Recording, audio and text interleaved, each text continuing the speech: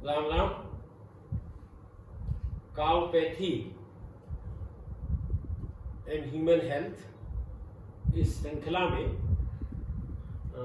ये अगला वीडियो है। और इससे पहले वाले वीडियो में जैसे अपने लोगों ने बात की थी कि जो काउपैथी सिस्टम है हेल्थ मैनेजमेंट का, इससे कैसे शरीर की इम्यूनिटी बढ़ती है।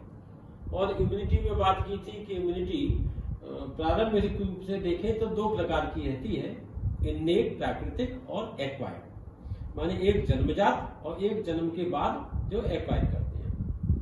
तो कल जन्मजात के बारे में बात की थी और उसमें मैक्रोफेजेस, एनके सेल्स, साइटोकाइंस इनका जिक्र किया था, इनका क्या क्या रोल है और कैसे ये चाहे तो कोई संक्रमण है, इन्फेक्शन है, और चाहे जो कैंसर सेल नहीं बनती हैं उनका प्रादुर्भाव है, और कैसे शरीर को उससे मैनेज करती हैं, बचाती हैं और शरीर को स्वस्थ रखती हैं। आज इसी श्रृंखला में आगे बात करेंगे कि जो एक्वायर्ड इम्यूनिटी है उसके बारे में। एक्वायर्ड इम्यूनिटी के मायने हैं कि जन्म के बाद में जो हम वातावरण की जिस परिस्थिति में रहते हैं वहां प्राप्त करते हैं। और इसका बहुत बढ़िया एग्जाम्पल है जो वैक्सीनेशन, कि हम कोई टीका लगवाते हैं ना, तो टीका लगने से जो इम्यूनिटी शरीर में बनती है उसे एक्वायर्ड इम्यूनिटी कहते हैं। एक्वायर्ड इम्यूनिटी और नेचुरल, जो अभी पिछले वीडियो में बात की थी, इन्नेट इम्यूनिटी, इनमें मुख्य रूप से तीन बातों का अंतर होता है कि एक्वायर्ड इम्यूनिटी एक तो आपको टीके से आएगी, जबकि प्राकृतिक इम्यूनिटी में कोई टीके की जरूरत नहीं। दूसरा, ये जो इम्यूनिटी बनेगी ये जो टीका दिया है उसी के स्पेसिफिक होगी, माने सिर्फ उसी बीमारी को कंट्रोल करेगी। जैसे मान लीजिए कि हमने टिटनिस का टीका लगवाया तो टिटनिस को ही कंट्रोल करेगी, बाकी कोई बीमारी पे इसका असर नहीं होगा। जैसे हमने टीबी का टीका लगवा लिया, बीसीजी का, तो ये सिर्फ टीबी को कंट्रोल करेगा, बाकी बीमारी को नहीं करेगा। तो इसकी सबसे बड़ी खासियत ये है कि ये एक तो प्रायर स्टिमुलेशन माने टीका लगना चाहिए, जरूरी है, और दूसरा कि ये स्पेसिफिक है, जिसका टीका लगा है उसी की बीमारी को कंट्रोल करेगी। और तीसरा गुण इसमें होता है मेमोरी, कि इसमें मेमोरी सेल्स बन जाती हैं, याददाश्त रहती है, और जब कभी इस प्रकार का संक्रमण, इन्फेक्शन शरीर के संपर्क में आता है तो ये इम्यूनिटी सक्रिय हो जाती है। तो प्राकृतिक और एक्वायर्ड इम्यूनिटी में बेसिकली ये तीन अंतर होते हैं, प्रायर स्टिमुलेशन और स्पेसिफिसिटी और मेमोरी। अब हम इसकी जब एक्वायर्ड इम्यूनिटी को और आगे देखते हैं, अब मैं ये सब बातें यूं बताता हूं कि जब पूरी इम्यूनिटी का विश्लेषण करते हैं तो हमारे समझ में आना चाहिए कि हमारे शरीर को कौन सी इम्यूनिटी की जरूरत है और कितनी जरूरत है, उसके बारे में बताऊंगा। तो एक्वायर्ड इम्यूनिटी आगे फिर क्लासिफाई करेंगे तो दो प्रकार की रहती है, एक ह्यूमरल और एक सेल मीडिएटेड, माने एक तो द्रवीय और एक कोशिकाओं से बनती है। जो द्रवीय वाली होती है वो खून में, हमारे रक्त में एक तो सेल्स रहती हैं और जो पानी रहता है उसे सीरम कहते हैं। तो सीरम में जो एंटीबॉडीज होती हैं वो द्रवीय ह्यूमरल होती है, ह्यूमरल इम्यूनिटी। और ह्यूमरल इम्यूनिटी की खासियत है कि ये एंटीबॉडीज की फॉर्म में होगी। एंटीबॉडीज वैसे तो कई प्रकार के हैं, बट हमारे काम में जो आने वाले हैं वो आईजीजी, इनको कहते हैं इम्यूनोग्लोबुलिन जी, ये प्रकार की एंटीबॉडीज काम में आती हैं। हम लोगों ने देखा कि जब कोरोना काल चल रहा था तो उस समय जब वैक्सीन लगाते थे तो उसके बाद देखते थे भाई एंटीबॉडी टाइटर कितना है, तो ये आईजीजी को ही देखा जाता था विशेष रूप से कि भाई ये बनी है शरीर में या नहीं बनी है ना। तो ये द्रवीय या ह्यूमरल इम्यून रेस्पॉन्स इसको कहते हैं।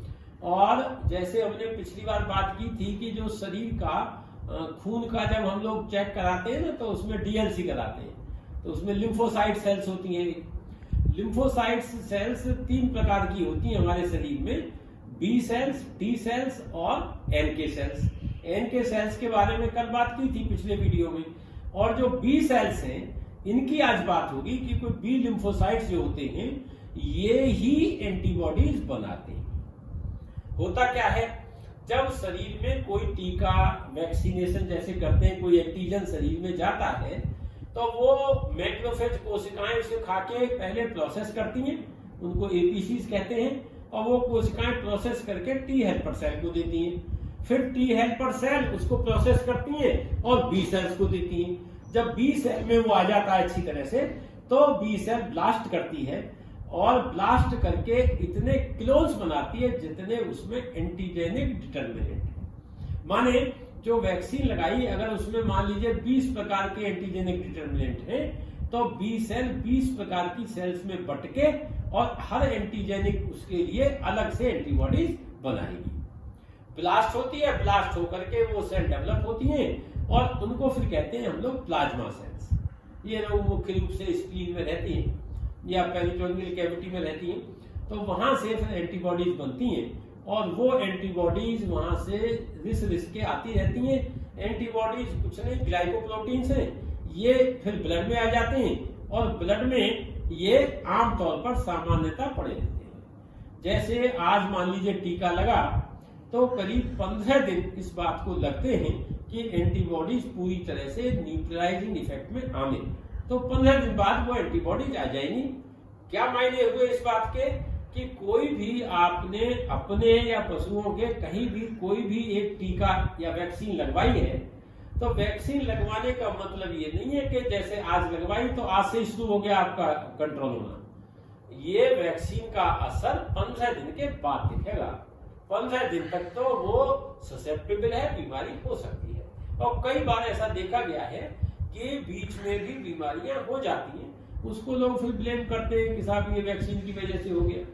जैसे कोरोना काल में भी अपने लोगों ने देखा कई लोगों के ऐसे केस आए कि जिनको टीका लगा और तीसरे चौथे दिन 5वें दिन 10वें दिन बीमार हो गए, बीमार होकर हॉस्पिटलाइज हुए कि साहब ये देखो टीका लगने से हो गए बीमार।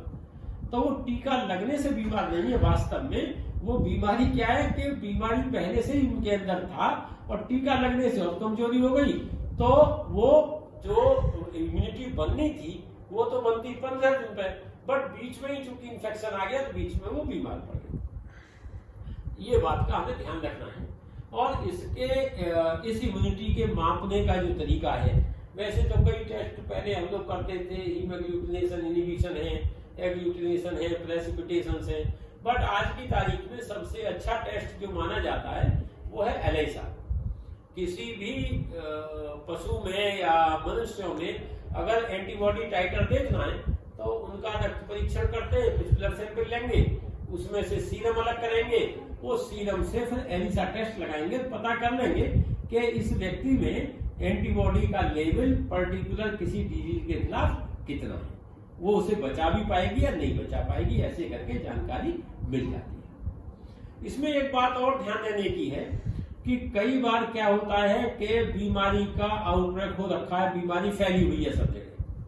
अब बीमारी तो फैली हुई है, उसी में लोग भागते हैं कि जल्दी से टीका लगवा लो।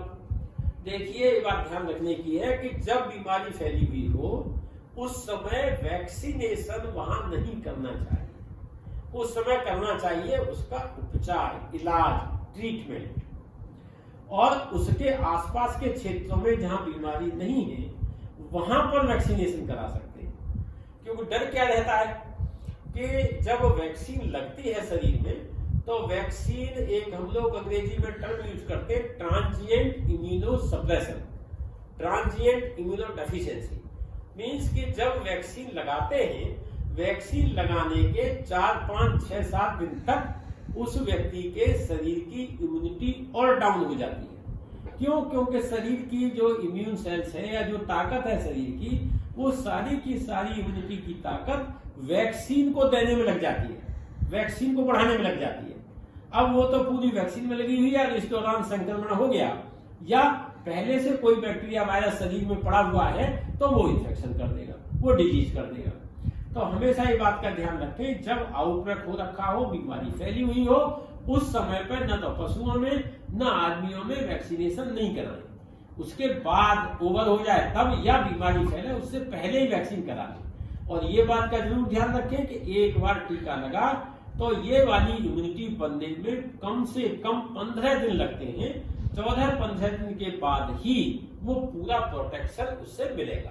ये बात को ध्यान रखने की जरूरत है। तो ह्यूमरल इम्यूनिटी के बारे में मैंने बताया कि ये द्रवीय लिक्विड सीरम में रहती है, एंटीबॉडीज है, ग्लाइकोप्रोटीन्स है, इसमें मुख्य रूप से आईजीजी है। आईजीजी की लेवल जैसे ही बढ़ेंगे, न्यूट्रलाइजिंग जैसे ही आएगी तो वो बीमारी को कंट्रोल कर सकती है। बस ध्यान ये रखना है कि वो जो 15 दिन की बात कह रहा हूं उस पर जरूर ध्यान दें। कभी भी बीमारी जब फैली हो तब वैक्सीन नहीं कराना है, और 15 दिन के बाद ही वो इम्यूनिटी बनेगी, इस बात का भी ध्यान रखना है। इसी के साथ में एक और उदाहरण दे दूंगा आपको कि जैसे टिटनेस है। अब कई बार क्या होता है कि हमारे चोट लगी, एक्सीडेंट हुआ और हॉस्पिटल चले गए कि साहब वो टिटनेस का टीका लगा दो। अब वो क्या करते हैं कि टिटनेस टॉक्सॉइड लगा दिया। अब टिटनेस टॉक्सॉइड एक वैक्सीन है, उसकी इम्यूनिटी बनने में 15 दिन लगेंगे। ऐसे समय में टिटनेस टॉक्सॉइड नहीं लगवाना चाहिए, ऐसे समय में लगवाना चाहिए ATS, anti tetanus serum. Tetanus toxoid तो हर साल लगवा दीजिए, वो एक बार लग जाएगा, 1 साल के लिए इम्यूनिटी बना देगा। इसी प्रकार एक रेबीज का है, हालांकि इन बीमारियों को मैं बाद में कभी अलग एक इनका वीडियो बनाऊंगा, बट थोड़ा सा उदाहरण के रूप में समझा दूं कि रेबीज है जैसे। अब रेबीज कुत्ते ने, पागल कुत्ते ने आपको टांग में काट लिया, आप गए हॉस्पिटल, आपने टीके लगवा लिए। मतलब यह है कि जब कुत्ते ने जहां काटा है वहां से वायरस को ब्रेन तक पहुंचने में 1 महीने का टाइम लगेगा, तब तक वो इम्यूनिटी आपके शरीर में बन जाएगी। लेकिन अगर वो गर्दन पे काट लिया या चेहरे पे काट लिया तो वो मुश्किल करता है।